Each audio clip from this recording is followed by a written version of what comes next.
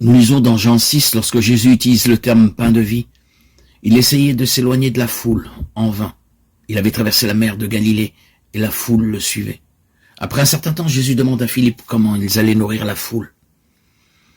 La réponse de Philippe montre son peu de foi lorsqu'il dit qu'ils n'ont pas assez d'argent pour donner à chacun de la plus petite bouchée de nourriture. Finalement, André amène à Jésus un garçon qui avait 5 petits pains et 2 poissons. Avec cette quantité, Jésus nourrit miraculeusement la foule avec beaucoup de nourriture en réserve. Ensuite, Jésus et ses disciples retraversent de nouveau la Galilée. Quand la foule voit que Jésus est parti, ils le suivent à nouveau. Jésus profite de ce moment pour leur donner une leçon. Il accuse la foule d'ignorer ces signes miraculeux et de ne le suivre que pour le repas gratuit.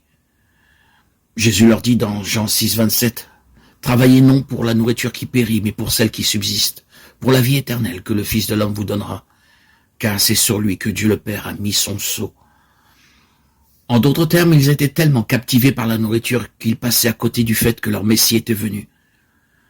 Les Juifs demandent donc à Jésus un signe qu'il a été envoyé par Dieu, comme si le repas miraculeux et la traversée de l'eau ne suffisaient pas. Ils disent à Jésus que Dieu leur a donné la manne pendant leur errance dans le désert. Jésus répond en leur disant qu'ils doivent demander le vrai pain du ciel qui donne la vie. Lorsqu'ils demandent ce pain à Jésus, Jésus les surprend en disant « Je suis le pain de vie.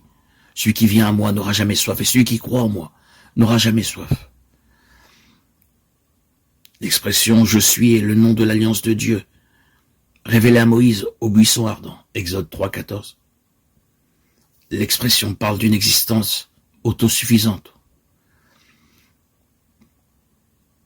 Encore une fois, il faut noter que Jésus ne parle pas d'atténuer la faim et la soif physique.